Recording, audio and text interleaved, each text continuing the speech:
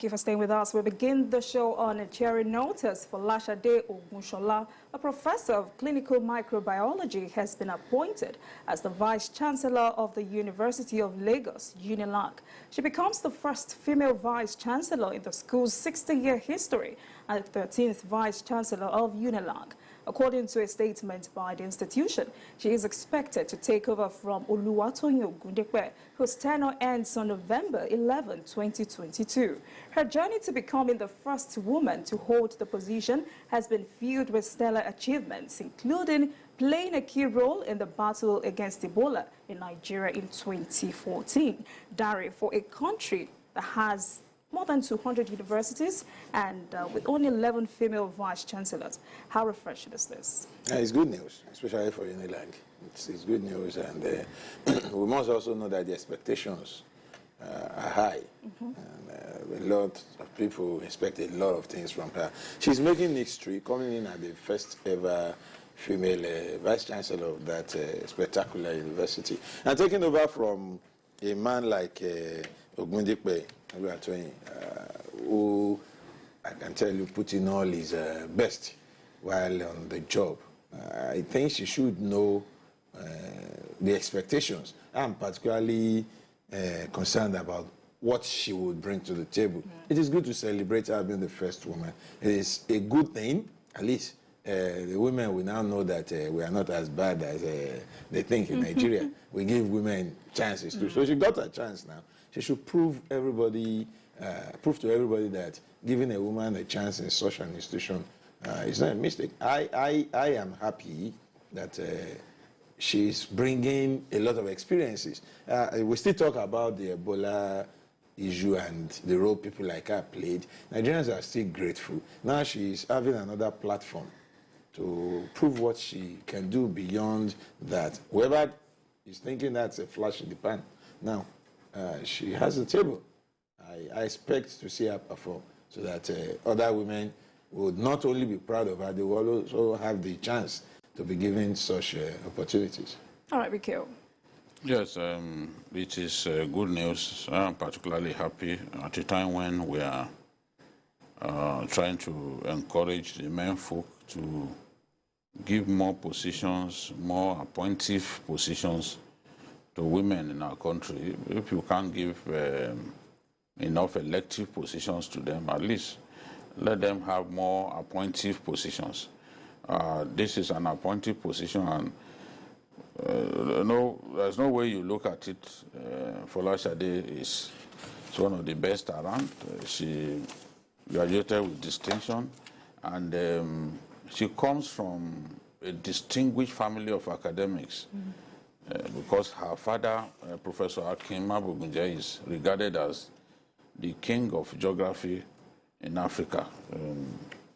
There was no one like him until he died not long ago. He was regarded as the father of geography on the African continent. And this is his daughter. This is not the first time she will make history. She was provost of the College of Medicine, again, the first woman to occupy that position. She was acting VC of UNILAG during that turbulent time when somebody tried to go against procedure and remove a VC just because he didn't like the VC's face. Folashade was the acting VC at that time, and fortunately, Ogundepe was cleared and he returned to his job. He's due to leave on November 11th when he will be replaced by Folashade as the 13th Vice Chancellor of the University of Lagos. This is cheering news. We've had women as VCs of some universities in our country, but in the 60-year history of UNILAG, this is the first time that is happening, and I give kudos to the board of the governing board of the university for counting her worthy out of the 7 of them or so that were put to test.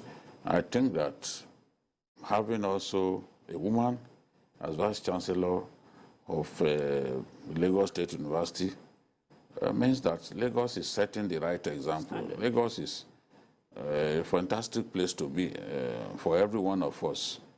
Those who are making money here in Lagos and who will open their mouths and be talking down on Lagos. This is a message to them that in Lagos, we make good things happen. History is often made in Lagos. Lagos leads the way. Lagos leads the way for the rest of Nigeria. That is an incontrovertible fact. And we've seen that with a first-generation university having a woman as its vice chancellor. Hopefully, this is the beginning of great things to happen to that school. She's an expert in disease control and specializing especially in HIV/AIDS. I wish Folashade a well time. All right, congratulations to her once again. All right, with exactly 139 days to Nigeria's presidential election, the United Nations Development Programme, UNDP, says it is committed to supporting the country in holding a poll that is credible, transparent, and inclusive. This comes following a series of nationwide capacity-building training organized by the UN body for staff members of the Independent National Electoral Commission, INEC. The agency's team leader, Governance, Peace and Security, Matthew Alao, said UNDP collaborated with INEC's Election Monitoring Support Center to train its head of departments in the South, and Southeast for the successful conduct of the elections. The 2023 elections will be Nigeria's 7th consecutive general election. And a lot of people already predicting this will be the most challenging. Well, maybe they are looking at the noise in the market. It's expected, you know, when you enter into a market, the uproar, the noise you hear will tell you something about how filled up or how less attended the market is. I think for those who think it will be challenging, yes, it will be challenging. For those who think it will not be challenging, they will have their reasons. But one thing I am sure of that I want to happen is that it should be, whether it's challenging or not, it should be free, fair, and credible. And to have a free, fair, and credible election, all stakeholders, all gladiators must agree to the fact that we want to do an election and not, we are not about to take over via Togri and other things. It's democracy. We have agreed, the day we agreed to be guided by a constitution, that we will allow the people to choose their leaders. So if that is what we have agreed to, then it's time for election. We should allow the people to vote. So if you look at what agencies like local and international agencies like UNDP are doing, it is tailored towards ensuring that we have a credible election. We have an election we will all be proud of. And it is something commendable. It is what I have been reading before now, that UNDP and other agencies are helping to train members of staff of our electoral body, that's INEC. It is good. It is not only for them to be trained. The members of staff should also know that a lot depends on them for the election to be acceptable, because after an election, the reaction of the people tells you a lot. If it is fair, if it is credible, winners will easily rejoice, losers will easily accept the outcome of the election. But when an election is flawed, it creates controversies and brings uncertainties. So we should commend UNDP for what it is doing, but we should talk to those concerned about our election, INEC members of staff, security men, the politicians themselves, and then we, the people. Because no matter how well planned our election is, the candidate will work well, this will do, we have the men ready to, they are not going to be allowed, accept bribe, they will not allow themselves to be used. If we, the people, go out on election day with a mind to sell our votes, when you take your votes to the polling unit with a mind to look for the highest bidder, the election is already flawed. Because vote buying will not thrive if there is no vote selling. It is we, the sellers. I say we now because it is we, the people, the electorate. We have our votes. We know it determines the next 4 years for us. Then we go to the polling unit. We after accreditation, you see people staying in groups, waiting for those who will come and negotiate with them. And where they don't find people coming to negotiate, they go all out to ask questions. How much is this party paying? How much are these ones paying? Then we start doing comparative analysis of who to sell our votes to. It will only create a process that we all will not be proud of. And when we have that on our hand, how acceptable will the result of such a process be? While INEC and the court can only act on those things that they can pinpoint as flaws, how do we attack or redress the issue of vote selling? This is something we all see happen. Every election day we see it with our eyes. It's happening. But is there a provision yet in our laws to take care of this issue? I think, to the best of my knowledge, no. And that is a real worry. In spite of what other people, other stakeholders do, if we cannot stop vote buying and vote selling, we still have a long way to go. Biko, INEC seems to have secured public trust when it comes to our electoral process. But Buhari here says that it is more than just getting trained. Yes, you can train people, they can have the know-how, yet they can be compromised. To train someone is one thing. For the person to apply himself properly,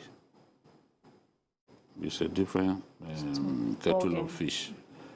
We need our elections to be credible, to be transparent,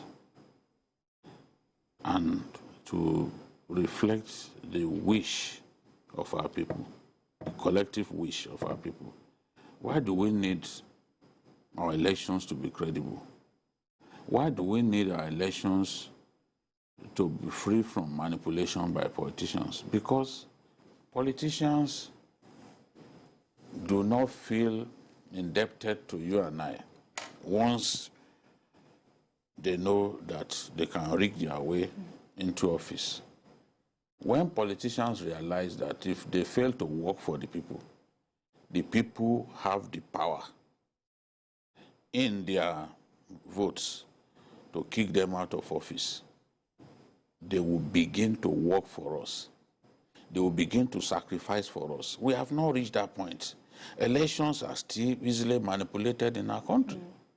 Because even the idea of vote buying is manipulation. That's why when I see all the surveys being done, I ask myself, all these surveys,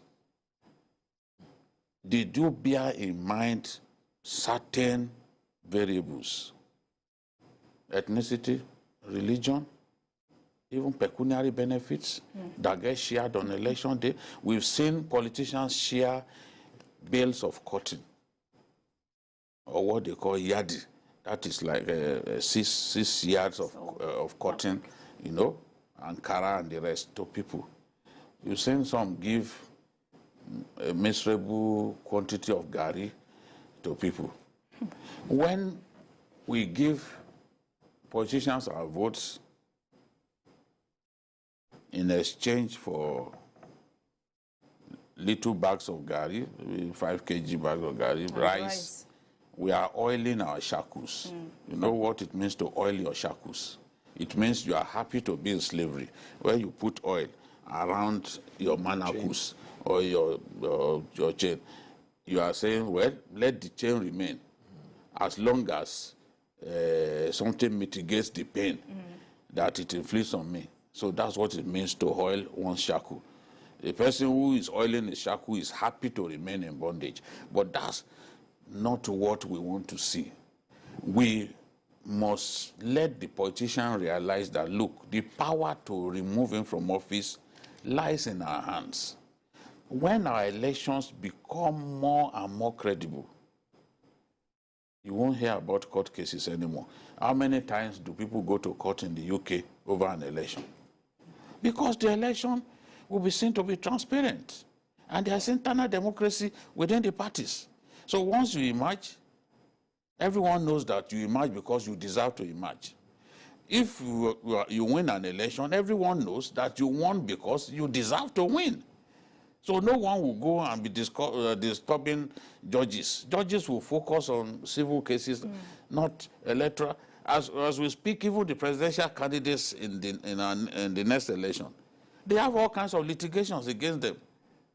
All kinds of... the candidate of the APC just won one against the PDP the other day over so-called...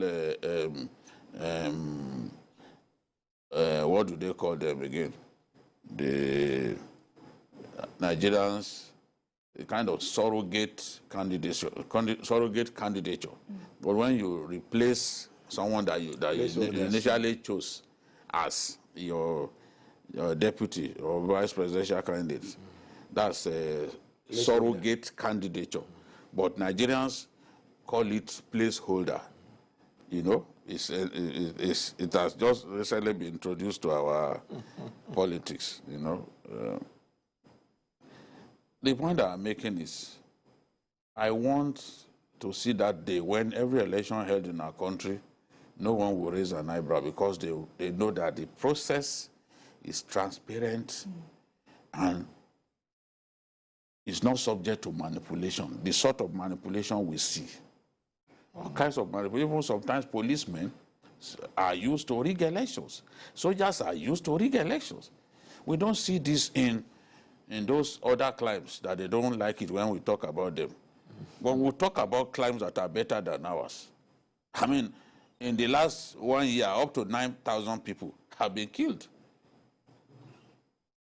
in our country.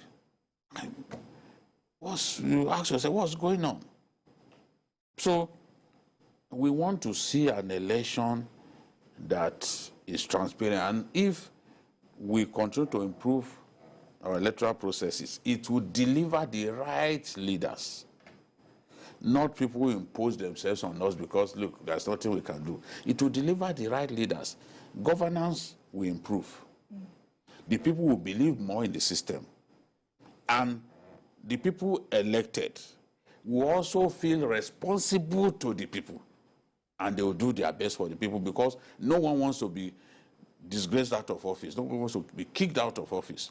They will want to give their best. We are seeing such elections in Botswana, small country.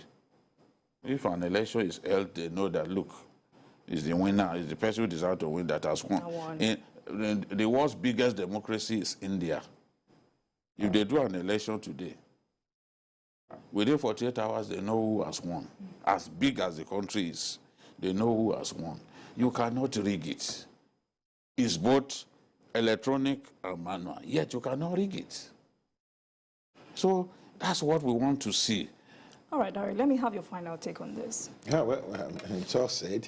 What we want to see is an election that is credible, because it is a credible election that will give us the right kind of leaders. And when you have leaders who are truly elected by the people, who get into office via the votes of the people, and who have expectations that I intend to do this time, serve these people, and be given another opportunity, the dividends of democracy will come. Because they are sure that the people will only have to bear you for 4 years. If you turn out to be a disappointment, for 4 years they will manage you, and on election day, the next election day, they kick you out with their votes. So when we have a scenario where the politicians are told in clear terms that, don't worry, continue to do what you are doing, you will begin to see changes. Properly. Then the politicians will fear that day.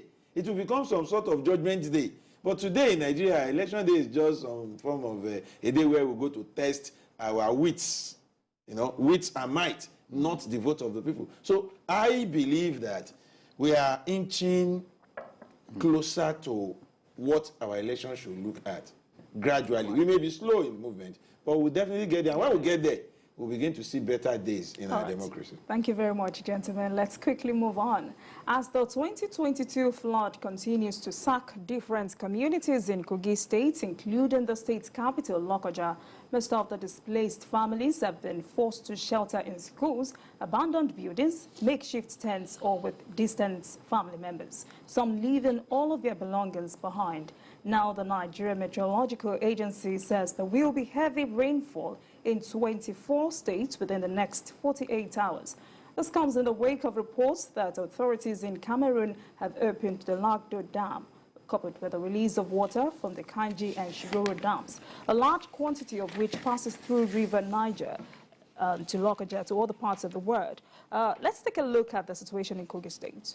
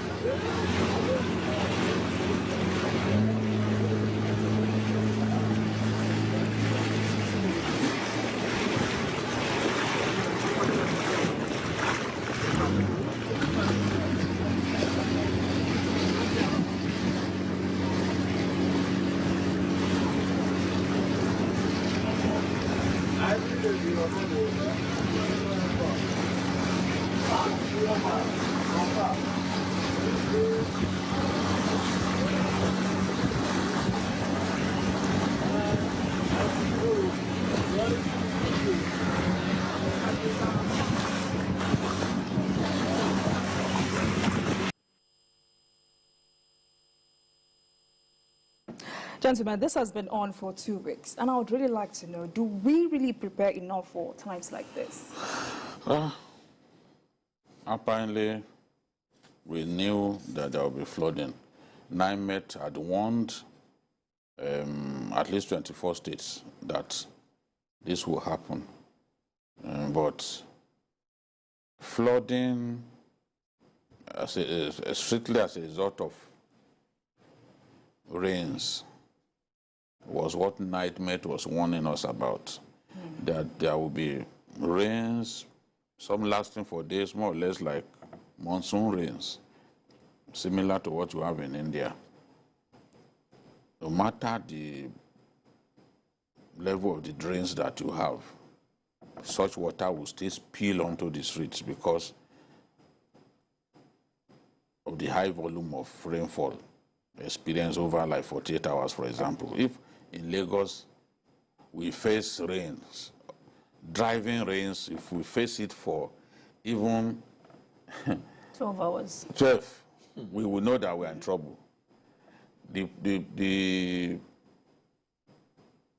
positive thing about Lagos is when it rains, after a few hours, you won't see that water anymore. In most parts of Lagos, you won't see that water anymore because they have primary, secondary, and tertiary channels that move the water to the lagoon. But some of these states in northern Nigeria do not have primary, secondary, and tertiary channels. When you move around Lagos, you see the canals, see how big some of those canals are. You know that they are designed to move water.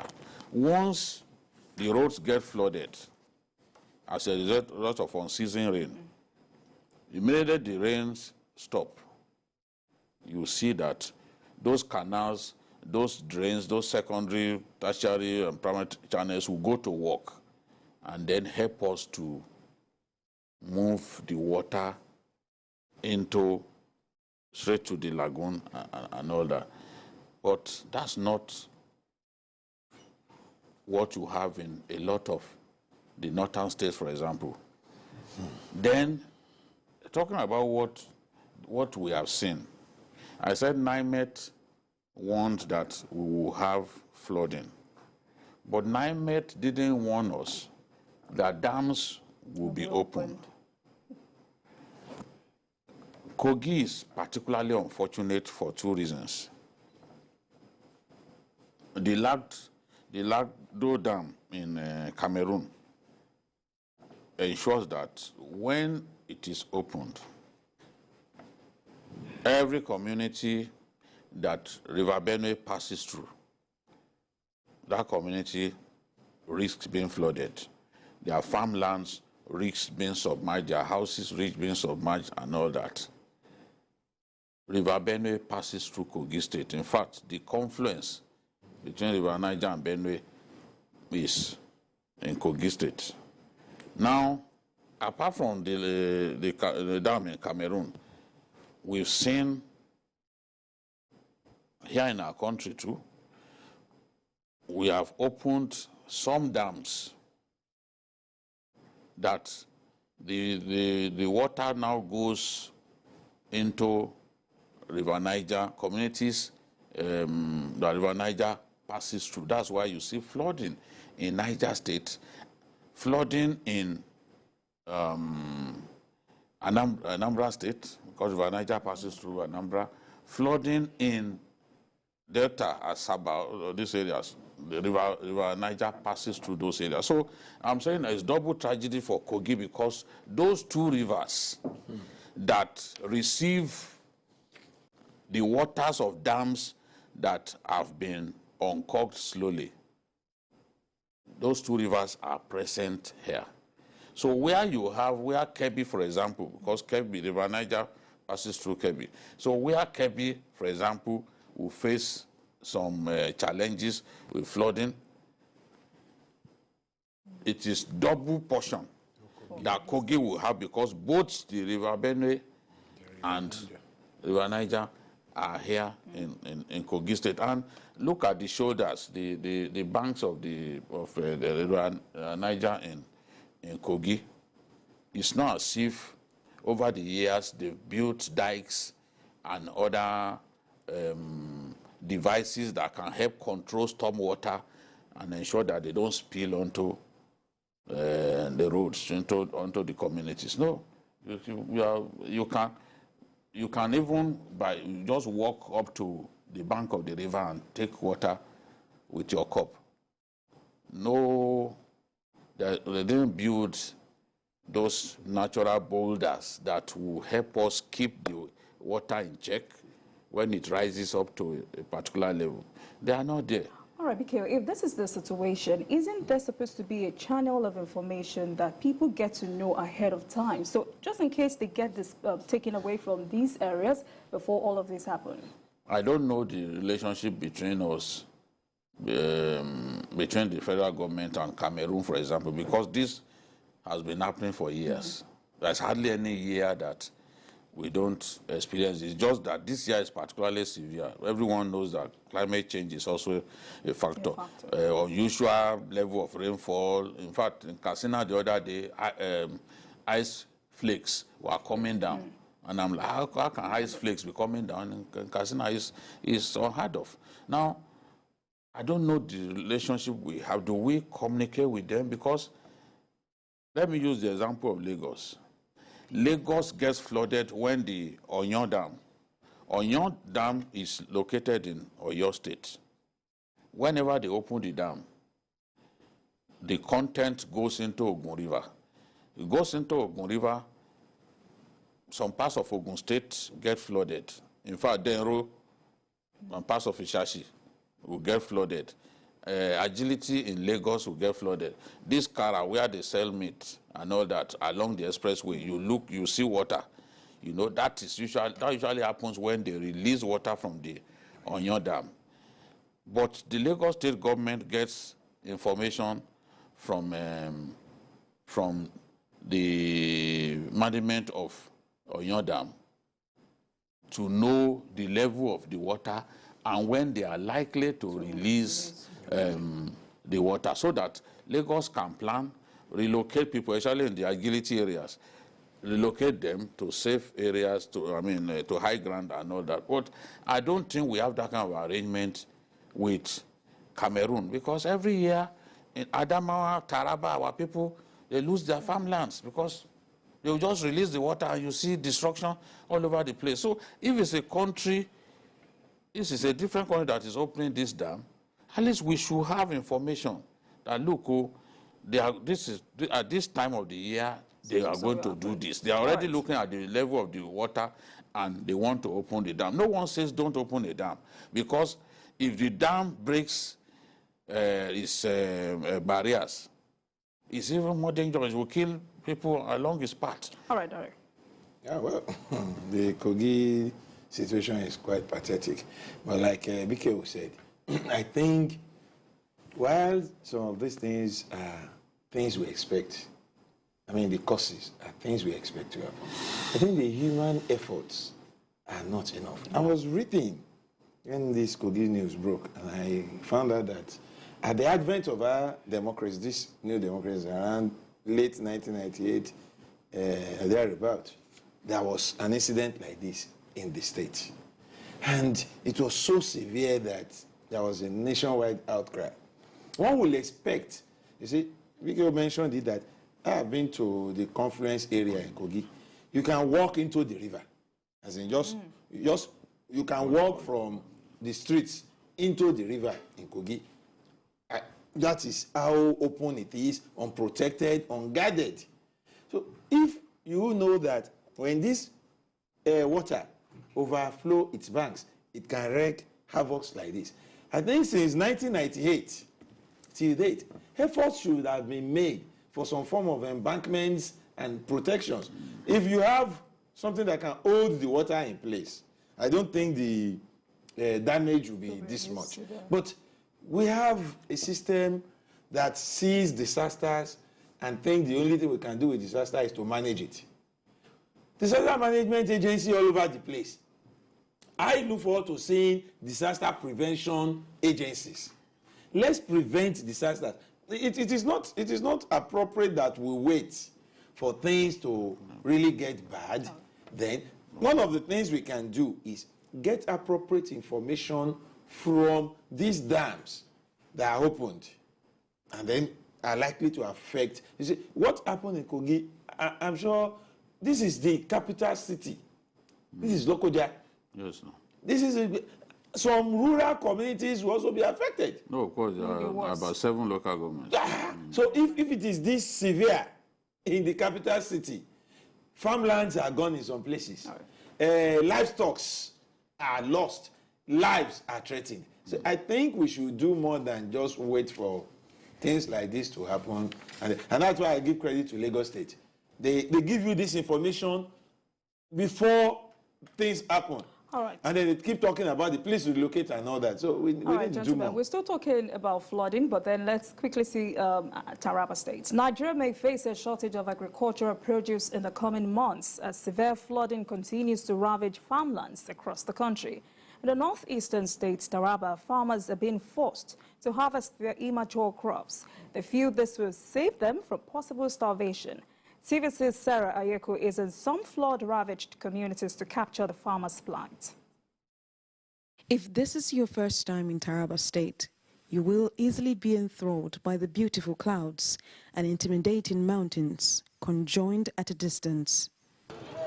Even frequent visitors and indigents of the warrior clan cannot get enough of the beauty and shield nature has preserved for decades.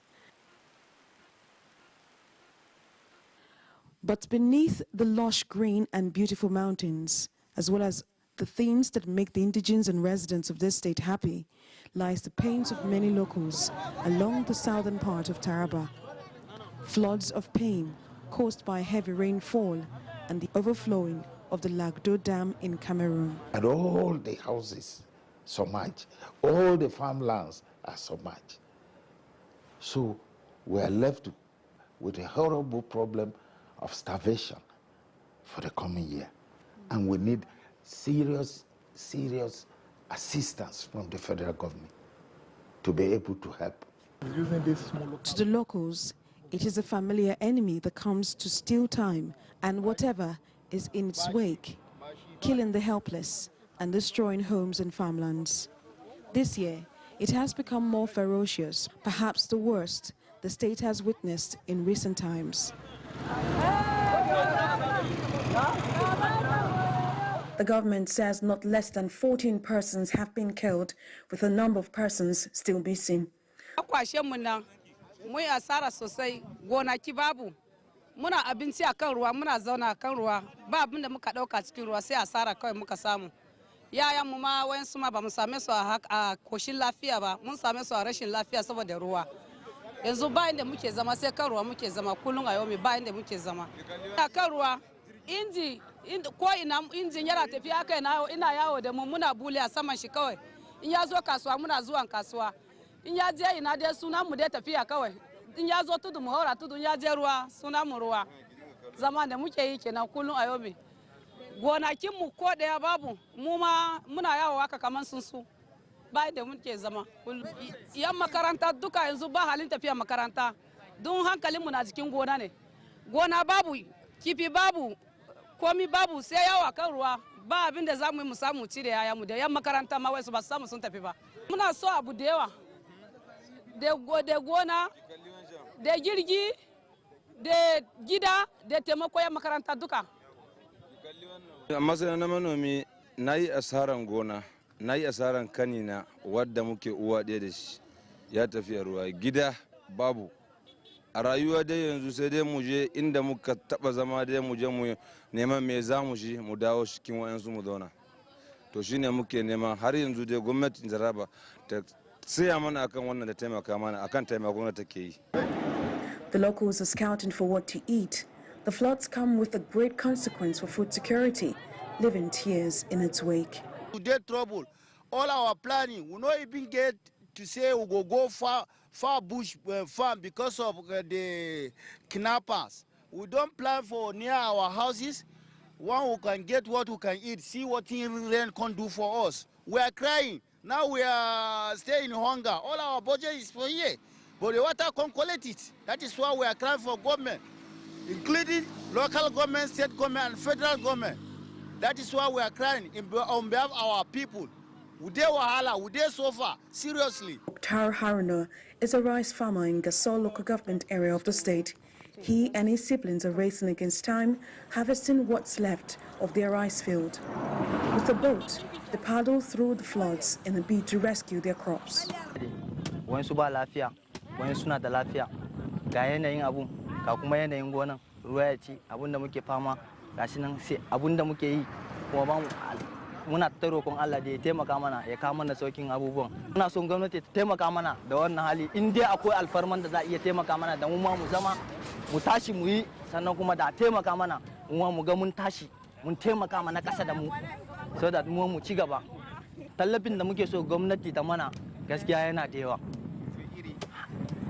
Iri babu, abincin ci ma kayi noma ma wani babu, wani gashi nan da lafiyansa ba abincin ci, ya tashi ya nema kuma ba hali. Wani ka tashi ka nema ma ana kashe ka. Gaskiya muna son gwamnati da taimaka mana da ta kawo mana karshen wayannan abubuwan, ko kuma zaman lafiya dai faru da mu, ko kuma ba mu san ya abun yanzu zai kasance da mu ba. Amma muna fatan Allah ya kawo mana sauki duka da mu da su duka, kuma Allah ya ba su haɗin kai da su yi mana mu gani mu ma mun karu da shi. Shine fatan alherin da na nema a gurin gwamnati, inda hali kenan su taimaka mana. Somebody's in their need, some people have died. So we're trying to help them, at least to have food to feed, and then relocate them.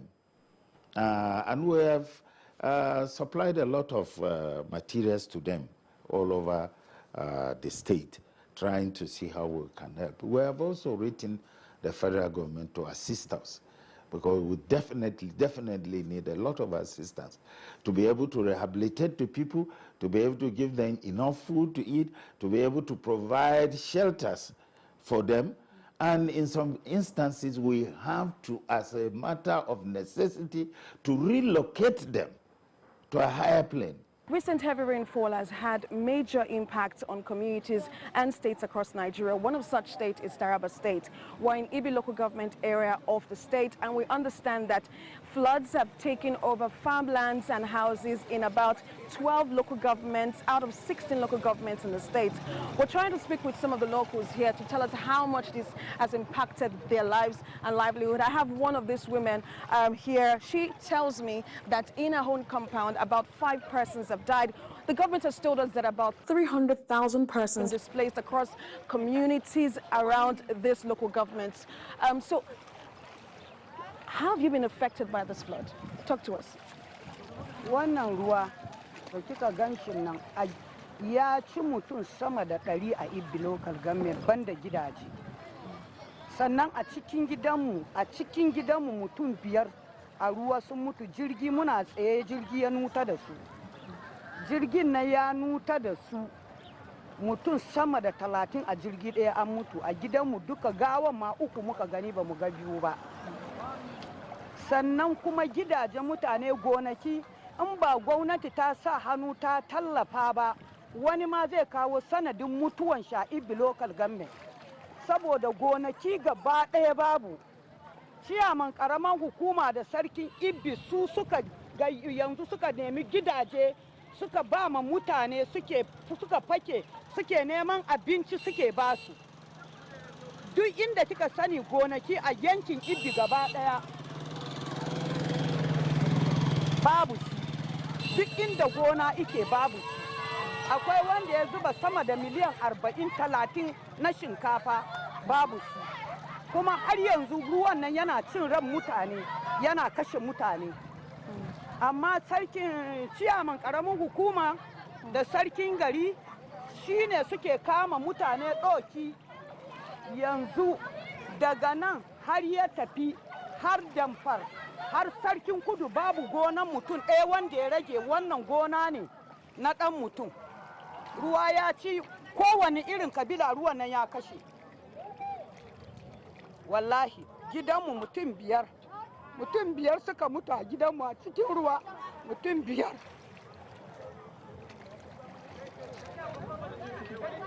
The state government has regularly attempted to try to assuage the challenges that displaced people and others face. They've always provided humanitarian supplies like food items and non-food items where we need to reconstruct buildings and the like. But at this very moment, this flood in Taraba State is unprecedented. We haven't had it like this for the past decade. The only thing near this one happened in the year 2012. So it appears it has a decade cycle when this thing keeps recurring. So, but we didn't expect that the damage done will be this much. At the moment, along the Jalingo-Wukari Federal Highway, bridges are under immense pressure from the flood. This is Namne Bridge in Gasol local government area of Taraba State. After it was rehabilitated, it is becoming weak and the concrete supporting the bridge is gradually giving way. As the floods continue to ravage communities here, the echoes of their pleas are resounding to save communities from extinction. Sarah Ayeku, TVC News, Taraba. All right, gentlemen, we just saw frustrated residents of the state and the governor who is asking for urgent intervention. Yes. Do we just regard this as humanitarian crisis? It is humanitarian, and there are some factors that are human, that are induced by our failures to do what we ought to do. When natural disasters would happen, because rain will fall, the wind will blow. But when we understand the role of agencies, government, people in mitigating disaster, we will do better. We were just talking about Kogi now, and I was nearly getting angry. But look at what has happened in Taraba. And I am worried that these issues are not as reported as they should have been. Yes, yes. And I'm unhappy. They are clearly underreported.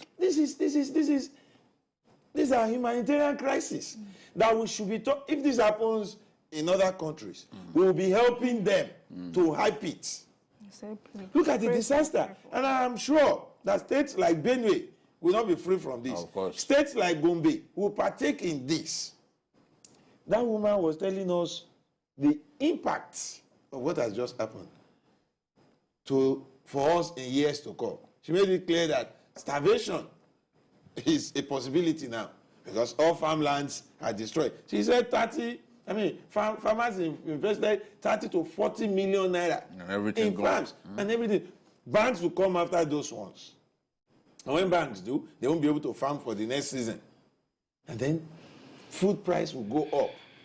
Then we will now blame everything on inflation. Whereas, these are some of the factors causing these terrible living conditions for Nigeria. Why is it that we were unable in all these states, all these communities, all these towns, to do anything to prevent this kind of damage? Was it that we didn't see it coming? Climate change, yes. But is it that there is nothing anybody or any agency anywhere could have done to help these people? I disagree. There should have been something we should have been able to do. Your take, Bikio. Yeah, I am really troubled at the extent of this flooding problem. And it seems to me like our agencies that naturally should intervene when these sort of things happen are already overwhelmed by the scale of the problem. Because who is helping them in Taraba, for example? We are only about 4 local governments are safe from flooding. You know, only 4 are safe. Who is helping them? And that is the 3rd largest state in Nigeria by landmass. So you can imagine the extent of the problem in Taraba. You know? So this thing is a big problem. It's taking so many lives in our country this year, and we have to mitigate the pains that our people are going through, and we have to also do our best to ensure that flooding of this level do not happen again. All right, gentlemen, joining me now via Zoom to throw more light on this issue is renowned environmentalist and conversionalist Desmond Majakodumi. Welcome to the program, Mr. Desmond. Thank you. All right. I'm sure you must have been listening to our conversation. Now, let me ask you, what is the role of climate change in all of this? The role of climate change is basically just expressing our own negativities.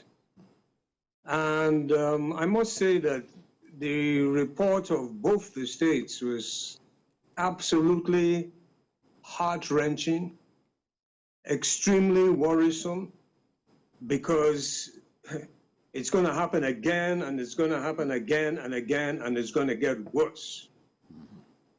But also, I must give full kudos to the gentlemen and ladies of the 4th realm.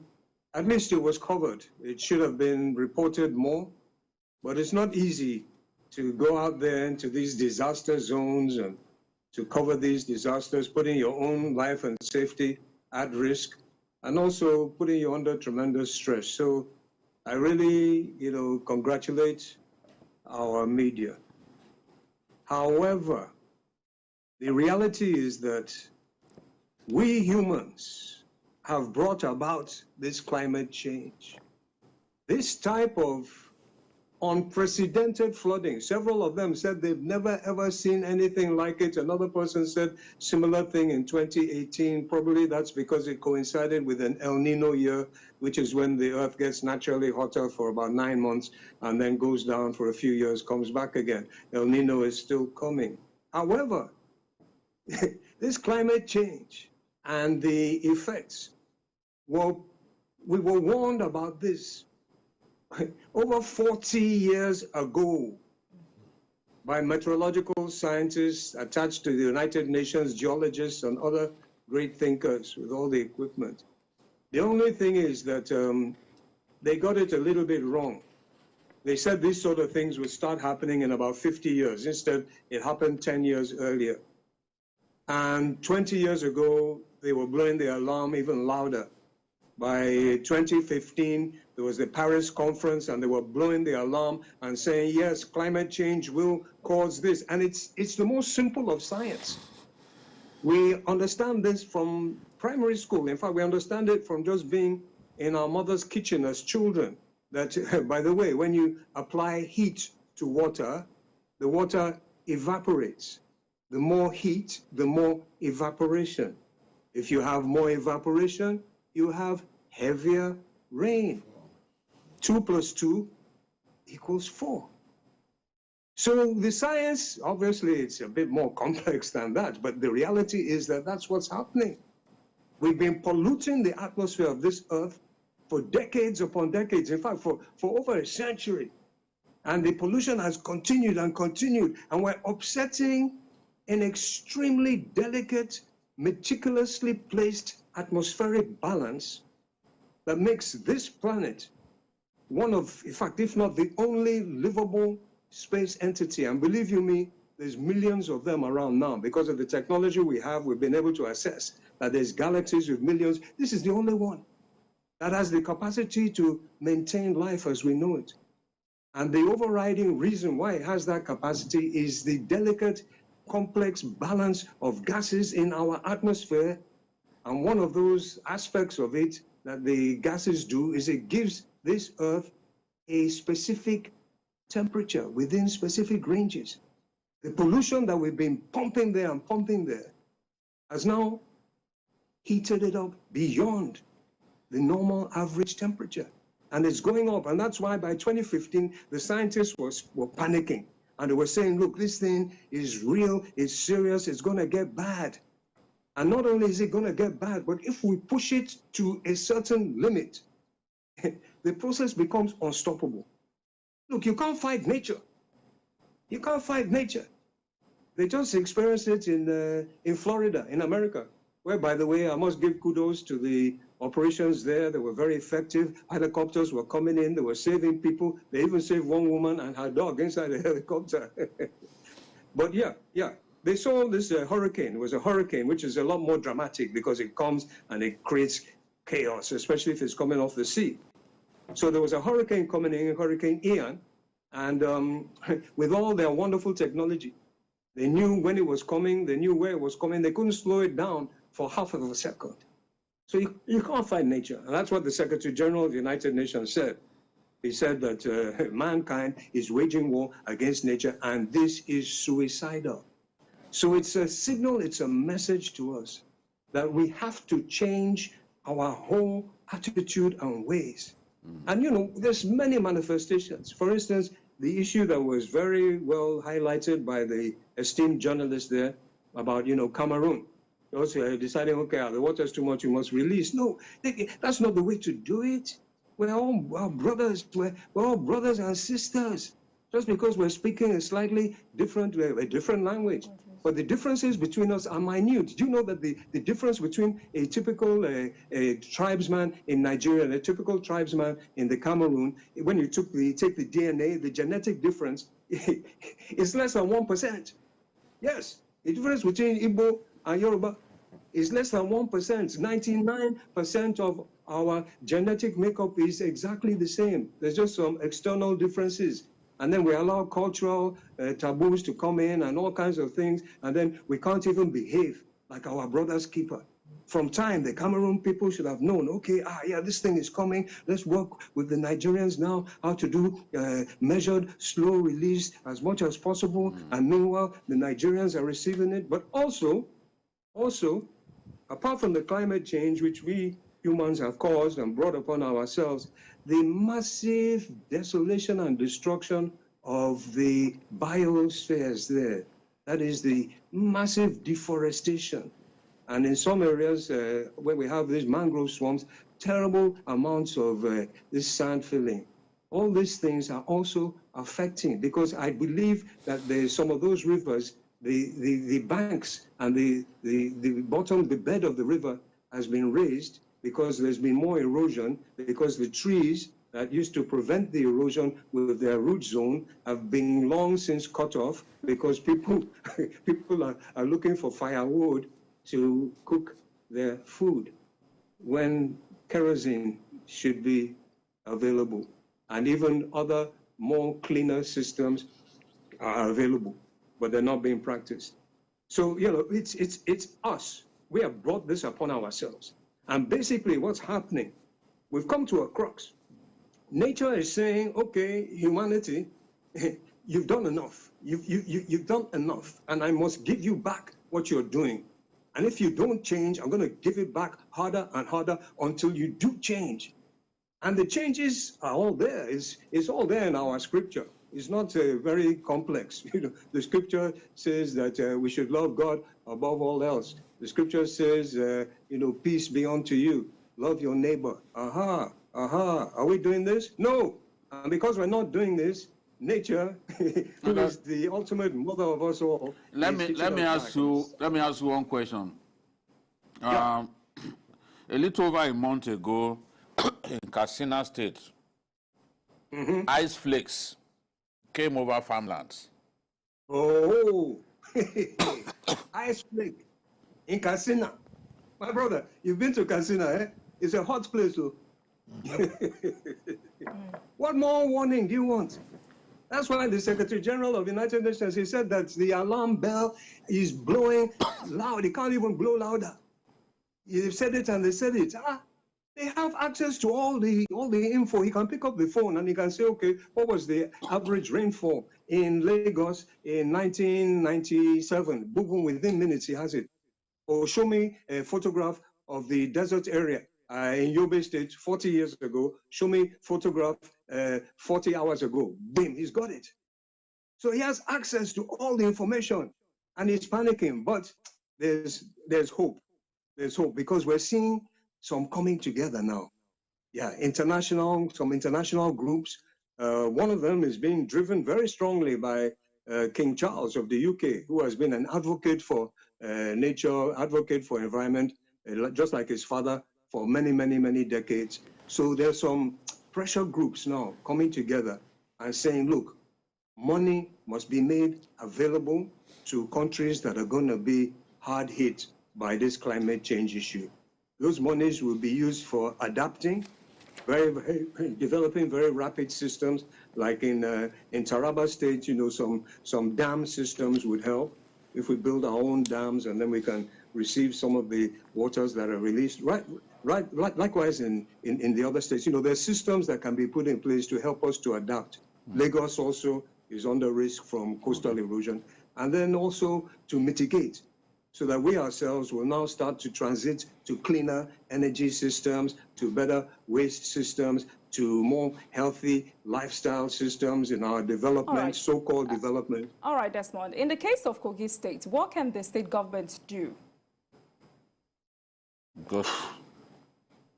Well, they need to go all out. I mean, if I was the governor there, I would dedicate all my allowances and, you know, the allowances of all my people in my assembly towards, you know, getting relief materials for the people. You know, you know, that's just what has to be done. We can't allow these people to go through all that. And then on a sort of a medium term, they have to look at more suitable agricultural activity. And it was so painful to see all those lands just wiped out, you know. But there are certain types of agric systems that will work in a more flooded area.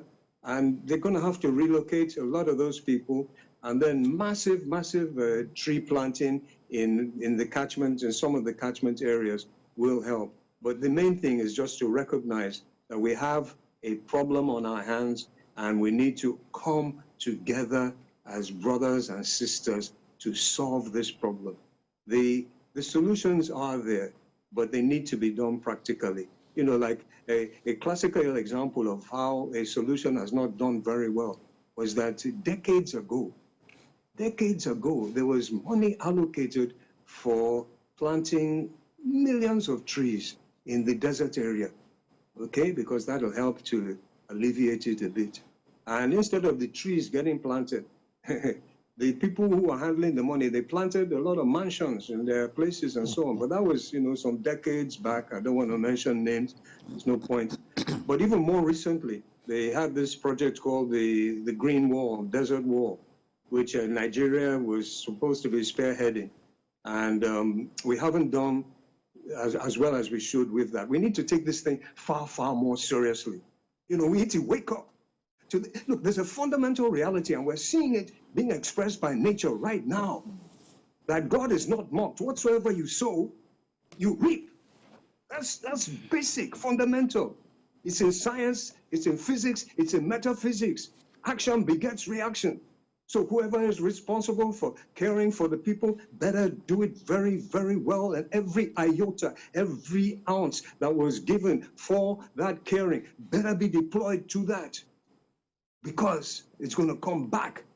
This is just basic, fundamental physics and metaphysics. It's there in every scripture. It's there in the Bible, the Holy Quran, the Bhagavad Gita, you name it. Anything that's worthy of being called scripture that expresses the thoughts and the words of the Almighty, it is there, the law of retribution. So now is the time. We are approaching the end of the year. Desmond, we are approaching the end of the year. I'm just wondering, how much longer can the people of Kogi State, for example, how much longer can they stay underwater? Because NIMET has told us to even expect more flooding. I know. Expect more floods. And at a time when the rains should be easing off now, and they're coming even heavier. It's really, we need to generate more information on this, and we need to appeal to the compassion of Nigerians. And that gives me hope, because we're a very, very compassionate people. You just see a small little accident on the side of the road, people will rush and help and so on, We need to create more awareness, because those people, my brother, they go suffer there. And it's not of their making, apart from a bit of irresponsible deforestation, which again, if the awareness had been brought to them, save your forest, protect your forest, plant more trees, then they would have cooperated, So yeah, what can be done is just we need to maybe start a big awareness campaign and alert for the brothers and sisters and especially the children. What have the children done to deserve this? None of this is anything to do with their own decisions, and yet they're the most vulnerable. So I think, we as Nigerians and media, and I'm so glad that this organization is dedicating this kind of time, and then you worthy journalists are also dedicating a lot of time and effort. And as I said earlier, I've been on one trip with one journalist once to Yobe State, and I know what you guys go through sometimes just to get the breaking news, just to cover the story. But I think if we push it out more, we'll be able to get more support for these people. And maybe we have to appeal to the international organization, to Oxfam and so on, because it's a serious matter. One's heart really breaks for the poor people there. But it can get better, and it should get better, and by God's grace, it will certainly get better when we come together as brothers and sisters, fighting a common cause. It's our life support system, for God's sake. We shouldn't be wrecking it. We should be nurturing it. We should be replenishing it. In some of the states in our country, we see clearly that the drainage architecture cannot take in as much water as we are seeing these days.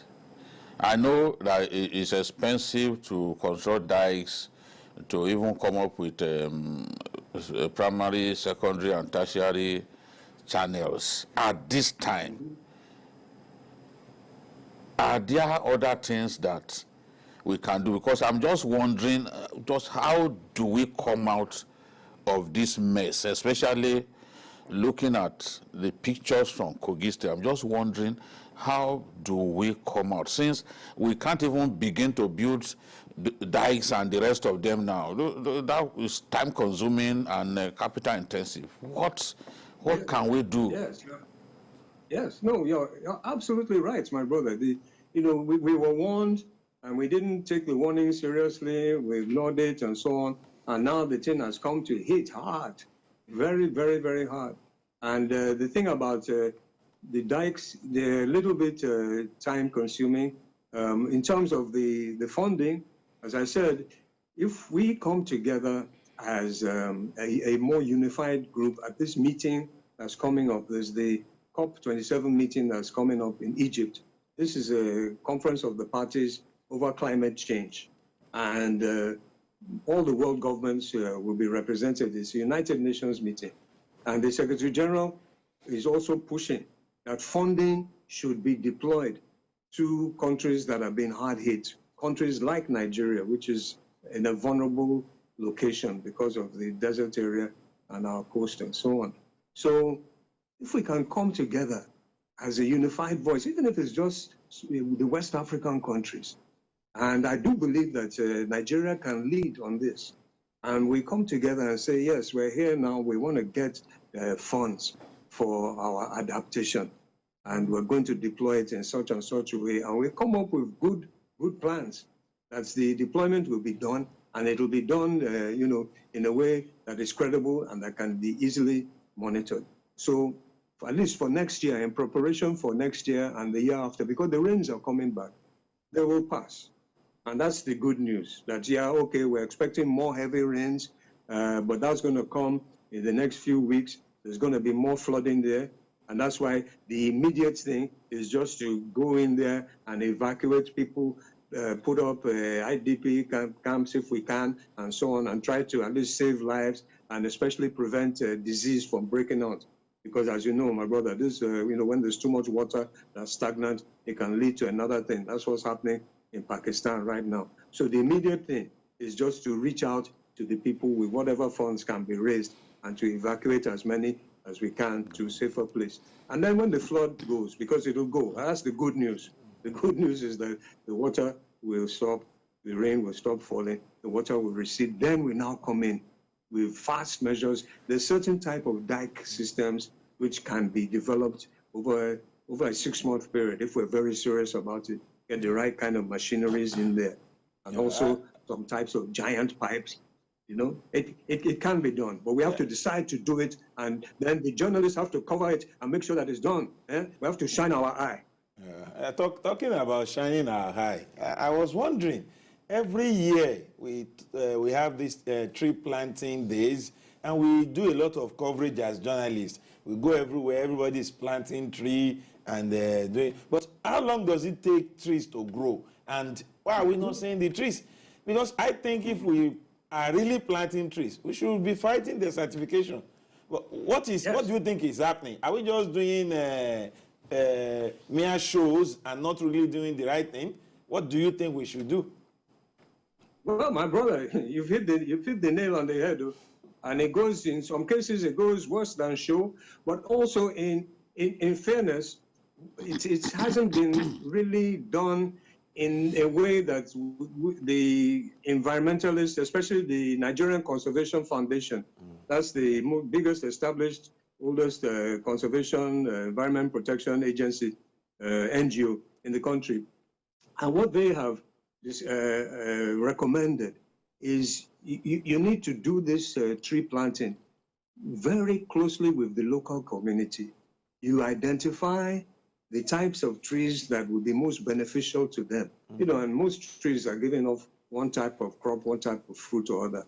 Identify those trees that are beneficial to them, that will do well in that area.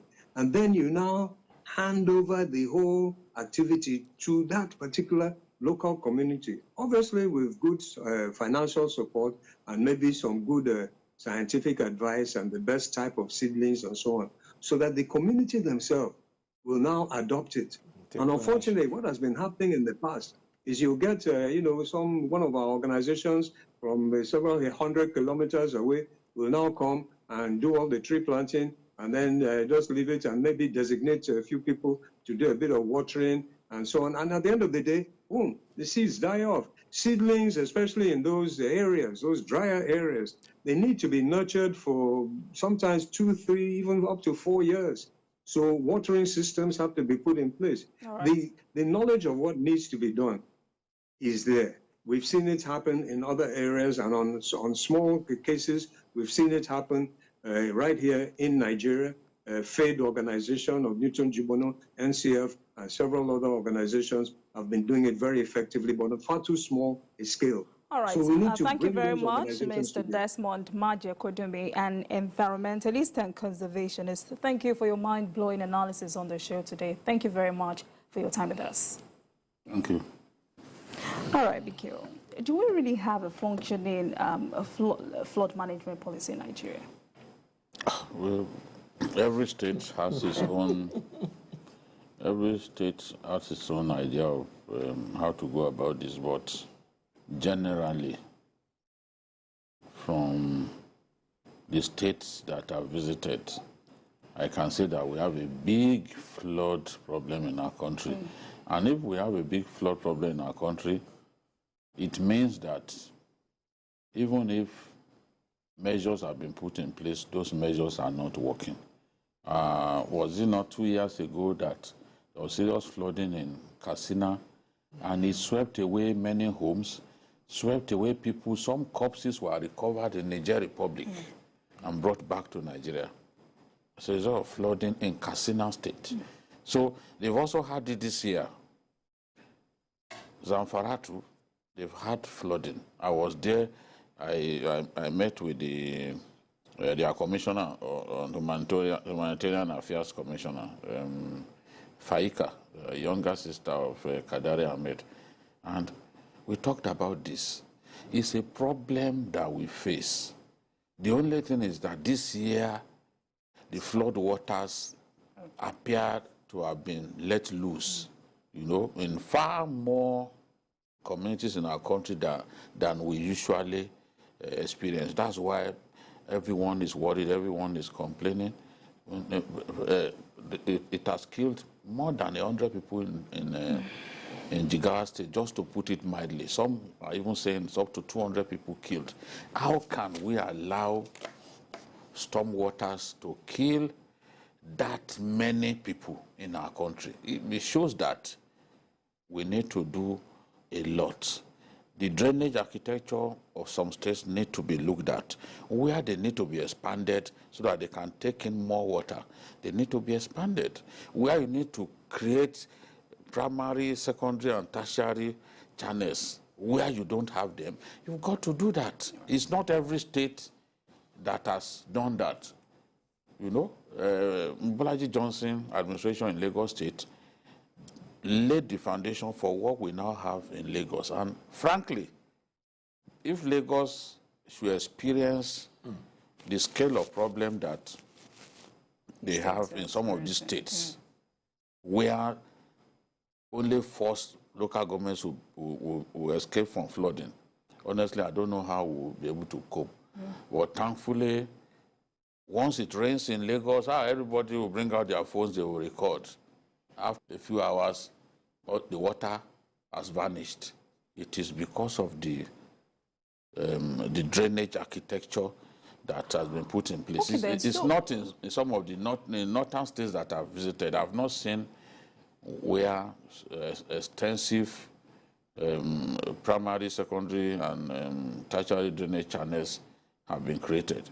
I've not seen anyone. All right, Dari, quickly in a few seconds, taking a cue from what Bikio just said, what could be stopping other state governors from taking a cue from Lagos? That's infrastructural. It's not something they can wish to come about. It's something that takes a lot of planning. The drainage system in Lagos is something government after government have been building upon. Right from the First Republic, you mentioned Buhari Johnson, and it took time. All we can tell other state governments is to start now too. Start now, start mitigating the disasters that happen. And beyond the infrastructure, let's also try and help nature. We have the conservationists telling us, let's plant more trees. He said if we allow the environment to be too hot, more water will evaporate, and when you have more water going up, it means there will be heavier rainfall. So let's all put all our hands on deck and help mitigate these disasters. All right, it was really a discussion we needed to have. All right, let's go on this quick break and we'll be right back. Please stay with us.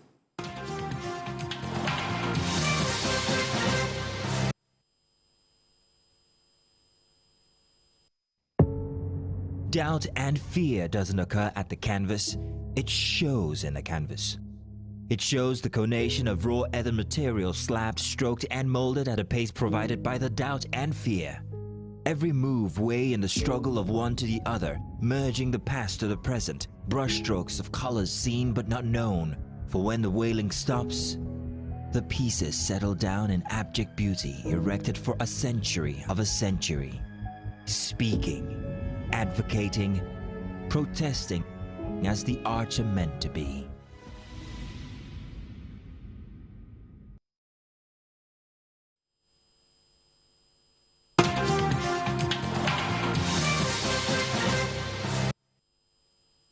Welcome back and thank you for staying with us. This is Journalist Hangout on Sunday, and I have BKO and Dari Odufowoko in the studio with me. In recent months, Nigeria has continued to witness a trend many call the Japa syndrome, with some foreign airlines saying that many citizens were still leaving the country as they recorded full load factor in their outbound flights in recent times. This is in spite of the outrageous fares that foreign airlines charge Nigerian passengers, coupled with economic hardship in the country. Findings revealed that it had become difficult to get seats at short notice from most of the foreign carriers that operate in Nigeria, even for economy class, which price has risen to an average of 1.5 million to 2 million naira, depending on the airline and destination. Mikhail, we know a lot of people are selling their assets just to, leave this country. Yes. To many Nigerians, Nigeria is hell on earth. For me, I have no plan to Japa. If I didn't Japa when the Abacha goons wanted to kill me, and I had the opportunity, I was even a 9-year visa from France at that time, and I didn't Japa. Why will I Japa at this time? We got to stay here and mend the broken pieces of our country together. We can't all run away.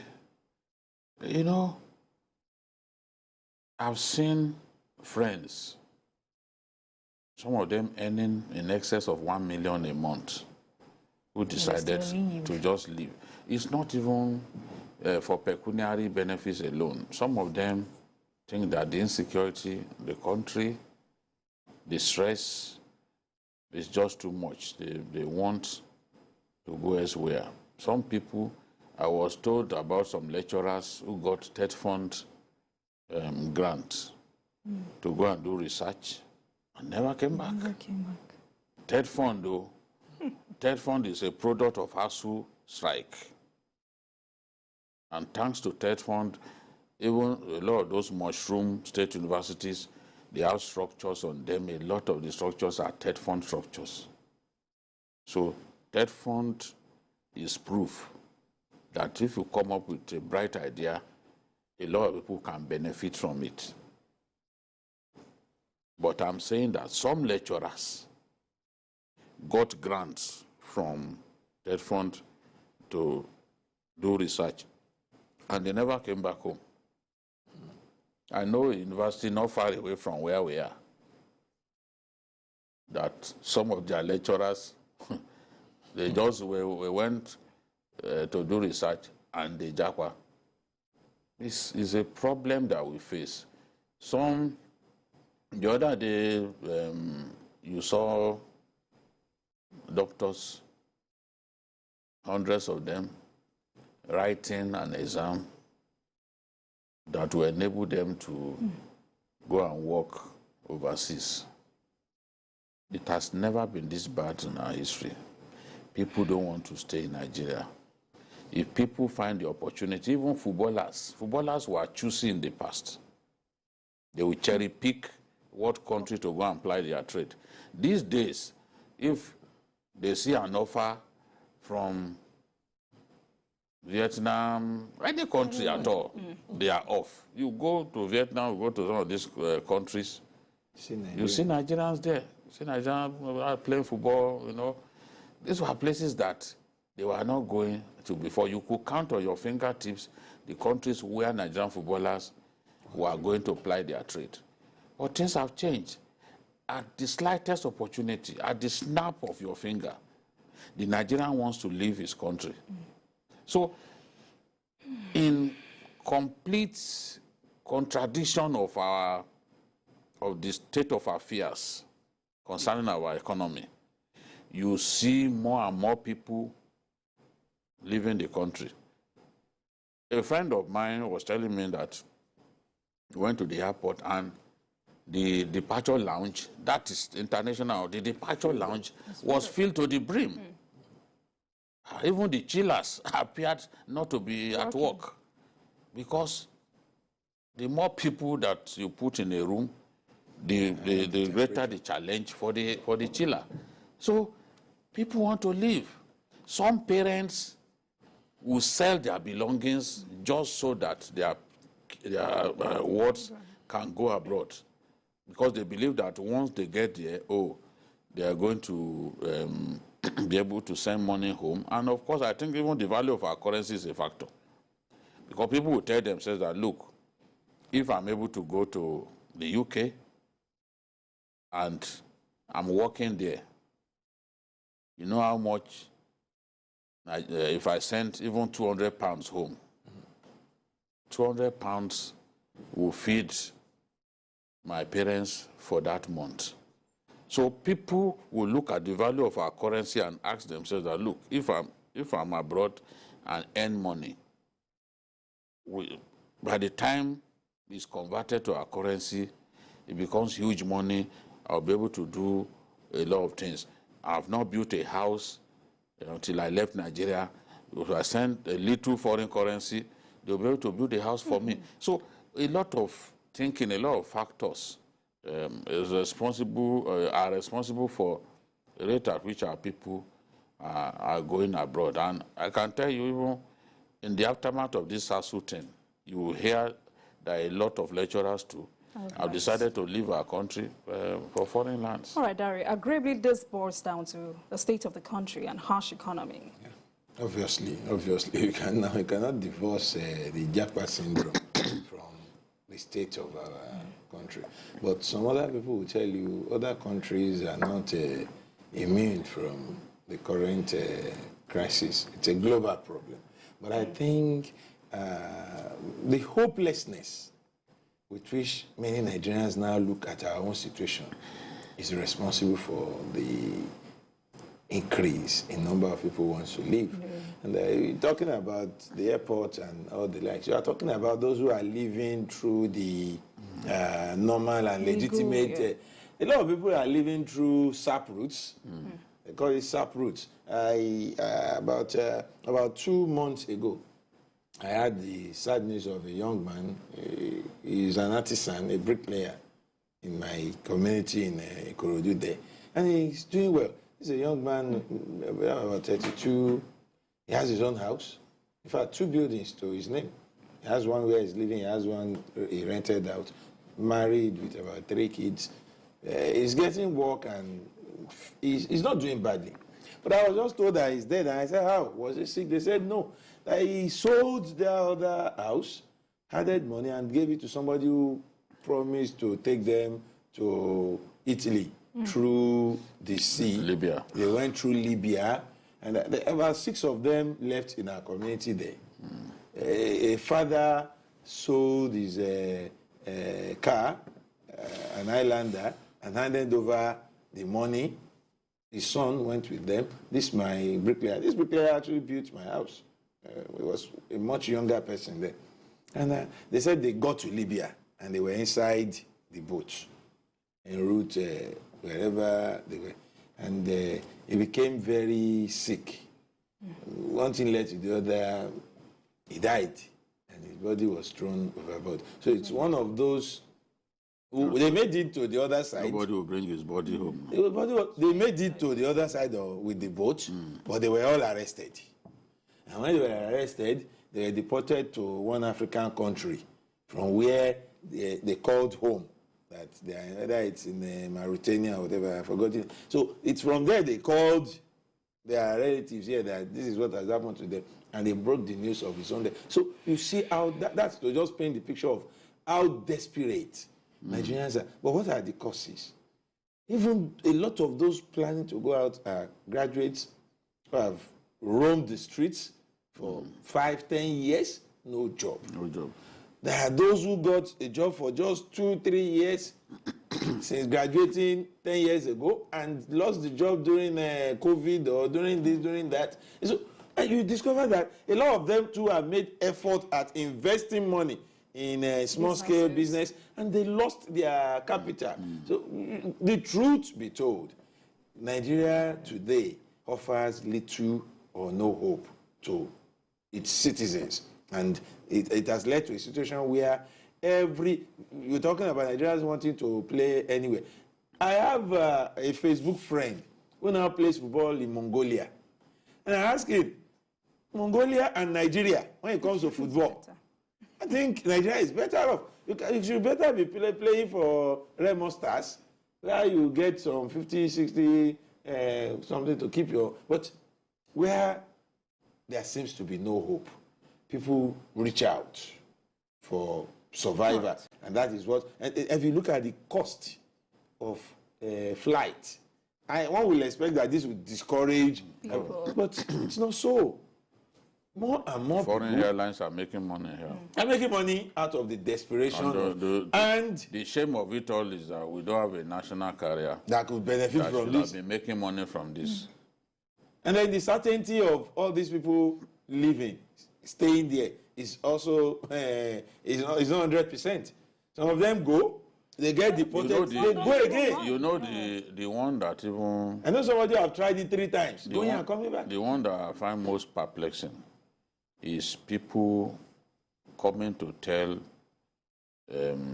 people stories that, look, I'm taking you to Libya, this and that. When you get there, you make so much money, you make $200 an hour and all that. And when they get there, they turn them to prostitutes. And slaves. Slaves, sex slaves. Yes. Let me not say prostitutes, sex slaves. And you cannot go back. Because those people are cultists. They will tell you that, look, you have to until you pay back investment. And having to work and pay back that sort of money, you can imagine the number of people that will sleep with them in a day. One girl was even saying that up to 30 men a day. Up to 30, yes. So some of them, they are just stuck there. They don't know what to do to get out of that kind of modern day slavery. What is all because you can't blame them. You live with an uncle. The uncle and the wife are giving you attitude. I don't know how Nigerians coin that language. You know, we have our own peculiar brand of English language. You know, the Nigerian variation of the English language. You know, when the husband and the wife are giving you attitude because you are unemployed, you are living with them, they see you as a leech, they see you as a parasite. It gets to you. You get the message that they are already tired of you.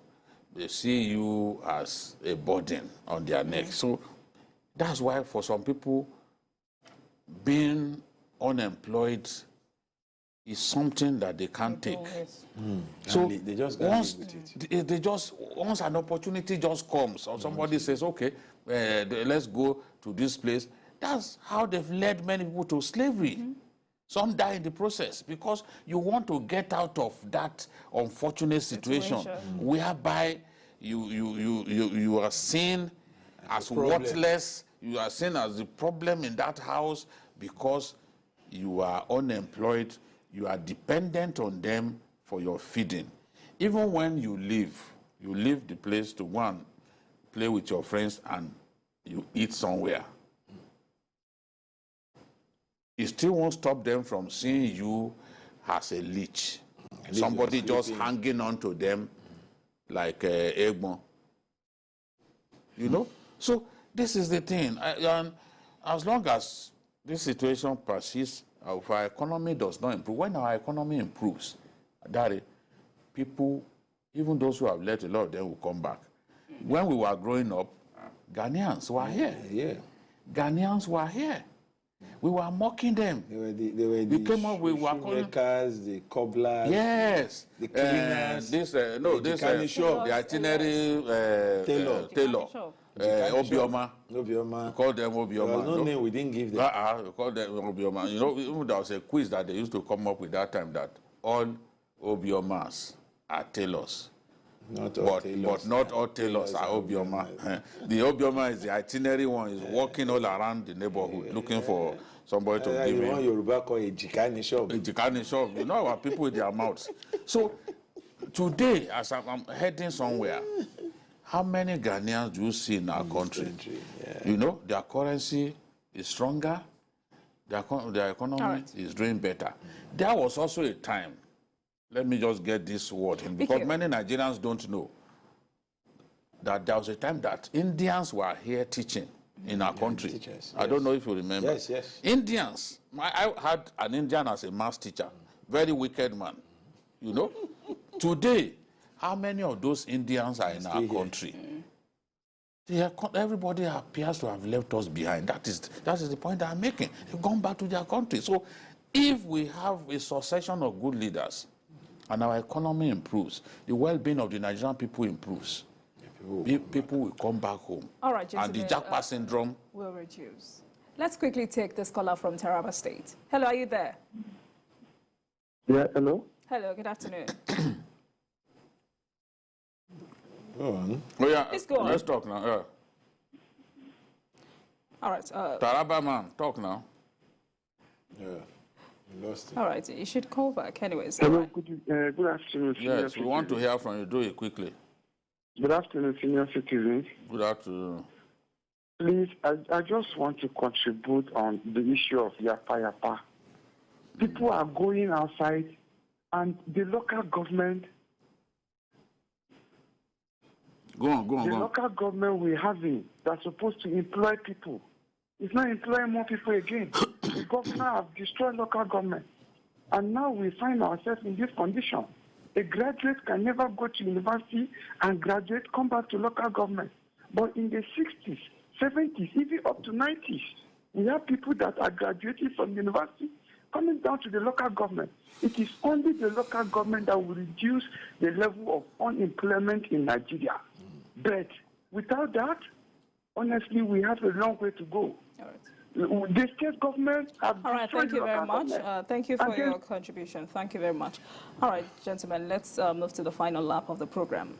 When the United States President Joe Biden spoke recently about the legalization of cannabis in the country, some would have wondered if Nigeria was next.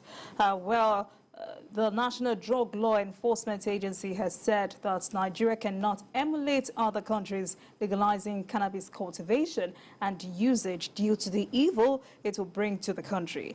Now, according to the Executive Director of the NDLEA, Muhammad Bubamara, about 15 million Nigerians take illicit drugs, and that is a very high prevalence, which is approaching 3 times the global prevalence. Speak. Yeah, I know that this controversy has been there for some time, but I agree absolutely with General Marwa that cannabis is not candy, and we can't afford to legalize it. And look at his argument is cannabis sativa is the only illicit drug that is native to us here. If you legalize it and you deceive yourself that you can actually achieve controlled cultivation. What is controlled cultivation? Even some drugs that we are trying to control, like tramadol, like codeine, like even benylin, drugs that people were supposed to ingest so that they can find relief from cough. People are now abusing them. Cough mixtures are now what people now take as drug. You know, tramadol, people are abusing tramadol now. They give people money overseas to produce tramadol and bring them in containers to sell to our people who are already victims of tramadol abuse. Rofinol, the date rape drug that damages women in an indescribable way. They are supposed to be controlled, but they have been abused. So the point that one is making is, yes, some drugs ought to be controlled. They are actually supposed to be controlled in our country, whereby, okay, it's only across the counter. I mean, that is only by doctor's prescription that you can access them. But what do we see? People are still getting them across the counter and abusing them. If we are saying, oh, we can make money from controlled cultivation of this thing, we should think of the disadvantages. These days, you see a boy who is not more than 12 years is already smoking Igbo cannabis. Is already smoking cannabis. We are told that 15 million Nigerians, I mean, about 30 million Nigerians are already into drugs. The rate of prevalence in our country is more than 3 times the global average. So that means we have a problem. Let's manage the situation the way we are doing. And Marwa and his men are doing a good job to come up with the idea of legalizing cannabis. We have not legalized it. They are already smoking it as if it's been legalized. Go to motor parks, you see them. This smoke in the open, you know? Even girls. In the past, you could not find a girl smoking in there. Today, small girls, just some of them still in 100 level in the university, 200 level. They are already smoking hemp all over the place. In every 4 drug user, there is a female. Yes, more and more women think that it makes them feel hip. Maybe it's still part of trying to level up with the men. Yeah. So if the men are smoking Colorado, you too, you want to smoke Colorado. So that's not how to level up with the men. The rate of drug addiction in our country is bad enough for anyone to even be suggesting that there are benefits here. That is what you see. You are not looking at how it could be abused, you know, and how homes can be destroyed, how lives can be ruined by constant ingestion of this illicit drugs. Yes, it's medicinal, even for they use it to do hair cream and all that. You know, it has some properties that are useful to mankind, but it doesn't mean we should, as if we want to just surrender our country to drug addicts, because they are the ones who will now graduate. When they have money, they will turn us to Mexico or turn us to Colombia, where the drug lords are the king. Remember Escobar? Escobar at one point looked like was even stronger than the country. So we can get to that narco-terrorism stage. But we can only help ourselves by controlling cannabis intake the way we are doing, arrest them, raid the places where we know that they're always there. Whether it's somebody wearing tie is coming from his bank, if you catch him with cannabis, arrest him. Why should you be smoking cannabis? Are you whining me? Why should you be smoking cannabis? Even those who are supposed to arrest also indulge in this crime. Yeah, well, you are going, that's another dimension you are bringing into it. Those who are supposed to arrest, being involved. Well, but I agree with you that some of our law enforcement agencies... They even buy it from those boys. They take it from the boys. They know the sellers, they know the suppliers, and they buy. But in most cases, they even get their regular supply so that they look the other way. That happens, and that is part of what we are saying.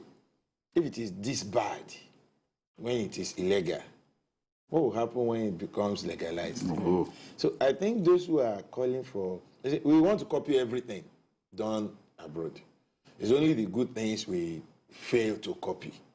Now, because America is thinking about legalizing or decided to legalize, we should follow suit. They have the control measures in place. We don't have. If they legalize societies where gun is legalized, they have control measures to ensure you don't put it to dangerous use. Societies where they have legalized some certain substances and drugs, they have the measures to ensure they will get to you. And you also know you will be picked up if you use it illegally. But here, even the things that are legal, we don't know how to control them. Even the things that are put to everyday use, we find it difficult to monitor their use and much more. I think those who are calling for the legalization of cannabis should pay regular visits to the psychiatric hospital at Japa. I've had reasons during the research to go there almost on a daily basis for 2 months. And I tell you, I can confirm that 60% of cases brought in there are due to intake of drug. And more than 90%, more than 80% of that 60% is hemp. Yes. Before now, how many? We didn't even know about some of these drugs now. These are they are even not as available. When you pass through the railway track in Oshodi, either during the day or at night, in fact, during the day, you see their tray. They have their tray, and they are arranged broad daylight.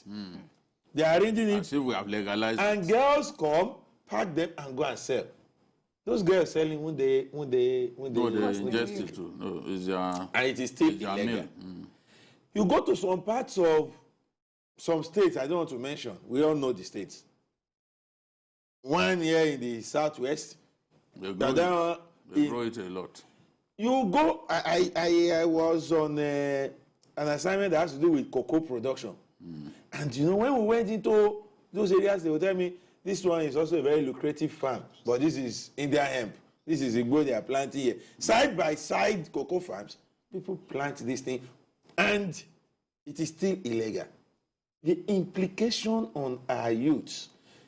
Somebody told me that a woman, I won't say a lady because she's in her 40s, told me that some young boys that told her that hemp is better than cigarette. Why is she smoking cigarettes? She should be smoking hemp. The hemp is better. And since 3 years now, she has been smoking hemp and she discovered that it's better. I discovered this is somebody who is a single mother training a daughter. And she is always lamenting that the daughter is not behaving well. And I just laugh. The daughter knows that you smoke Indian hemp. You expect her to. No, if you understand the implication of the intake on our society, we won't call for legalization. Right. Maybe we can begin to call for a situation whereby the advantages can be taken over by an agency of government or whatever, see to it that the little we need for medical and other reasons we have, but not to legalize it. There have been several outbursts recently, and when the agency decides to burn these illicit drugs, a lot of times Nigerians look at the amount, the billions these illicit drugs may have cost. Is this some sort of lack of awareness on our part as Nigerians that we do not understand or pretend to not understand the implication of these drugs? A country that is gradually being overtaken by Indian hemp smokers, you should not be surprised. People in high places, senators, big people, they are Indian hemp smokers. For leisure. So why would people not have this kind of attitude? I'm sure that some people will almost suffer a seizure when they see NDLA burning Indian hemp. Their blood will boil. That was going on. You know, it's just like people who are into push betting, for example, the old push betting. You cannot divorce them from it. One even called the coupons. Bibeliga. You know, that this is our Bible. The coupons now, you know, they'll stack them together. They used to have it. And you say about those people. They are looking at the money, but if that quantum is allowed to go into the system, it's a massive destruction that it will do to people. And unfortunately, even our musicians too, they will be singing. You know, you need to see the videos. Boy, I want to go and Shayo, you know, they will be singing, glorifying illicit drugs. Glorifying Indian hemp. Why? How can you say you want Igbo and Shayo? What is the meaning of that? You can want Shayo, that one is okay, but Igbo, you can't be, no, now it's wrong. He wants it and but it doesn't, they don't see, you see. And these are role models. It's not as if he smokes it in the open, but his does. own power base, I mean his base, his own base, his core of supporter or fans, is trying to galvanize them. Yes, he needs their look, support. yes, so that is, and you know, majority of our young men, they are into it. Some will drive all the way from the island, well dressed, you know, with expensive suits and all that. Bankers, they will drive straight to somewhere in Ikeja here that you and I know. That's where they are able to smoke it. You know, it's at that point that they will now, their body will come down. Some can't go to the toilet unless your life is ruined. If you cannot go to the toilet without the stick of Indian hemp in your hand, then you know that you finish yourself. You can live a healthy life by saying no to drugs. And those trying to legalize cannabis, we will fight them. We are going to fight them. We are not going to leave them alone. We are not going to ruin Nigeria of our time. All right, so while trying to round off, is talking about illicit drugs in use in Nigeria, is there a need for policy appraisal?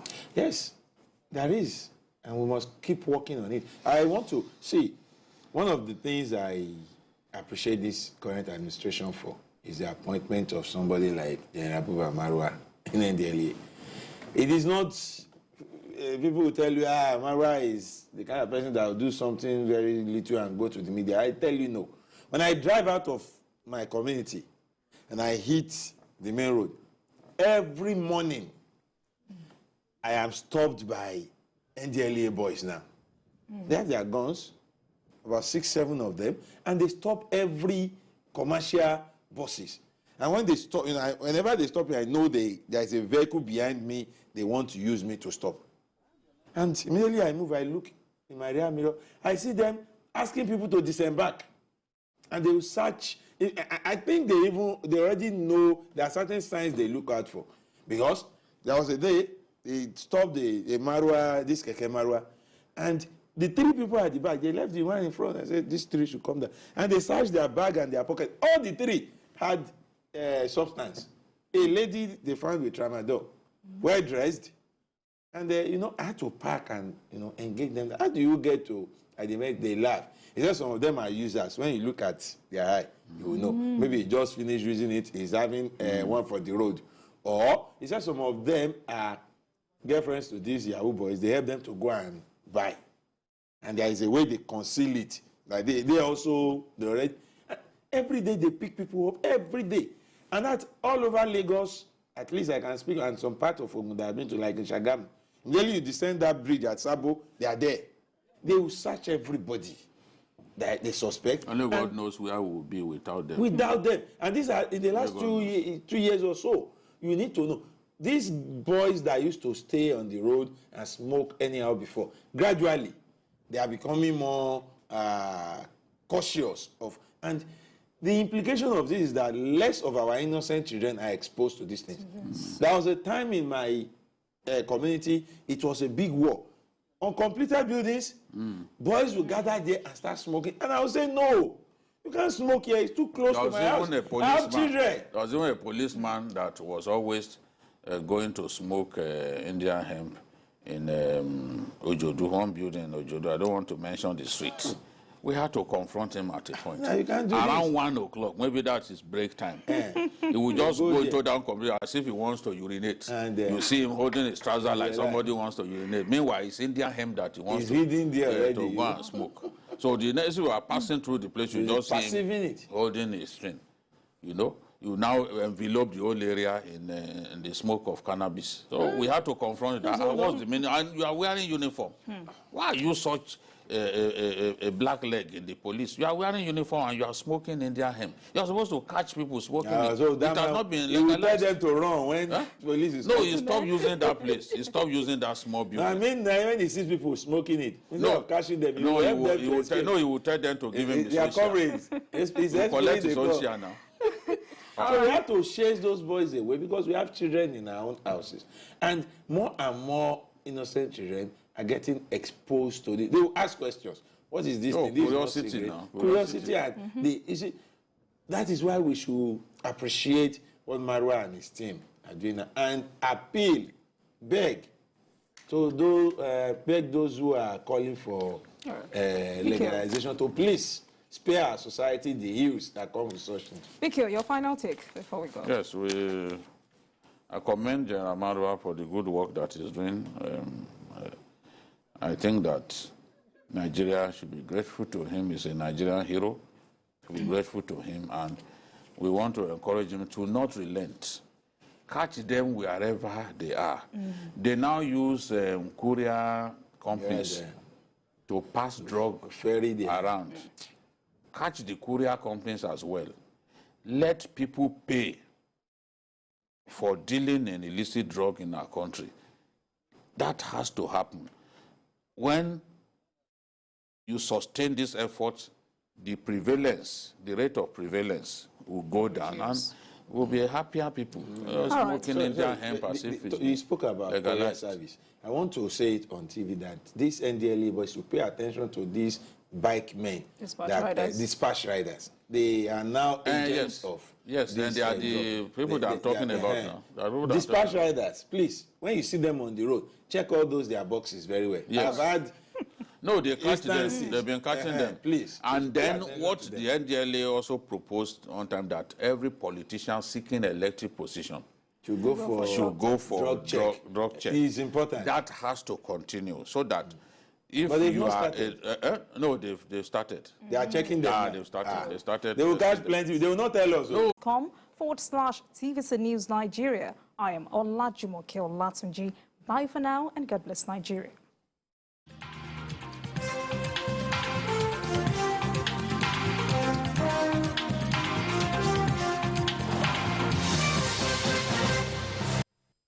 Never miss a moment. Instant breaking news from all over the globe. Live streaming of your favorite programs delivered directly to you. Watch anytime from anywhere on your mobile or smart devices. Download the TVC News app today. Available on Google Play and Apple Store.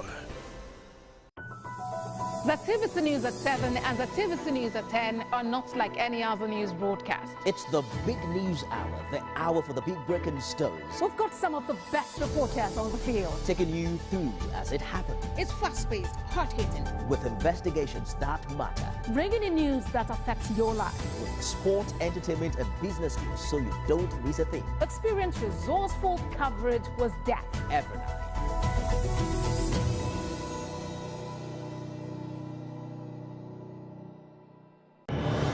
It's always a great morning on the TVC Breakfast Show. Thanks for joining us on TVC Breakfast. With the array of stories that matter and what's behind them. As you say, the first blow indicates the direction of government. Tell us what really is going on between your union and the federal government. Once it's generated, you don't use it, it's waste. We are not even sure whether we have a strategy for security. Are you saying that there was nothing wrong in that? Was he the one driving the taxi? Answer the question. Reveal your morning with all you need to know. Like the uncle, Yes.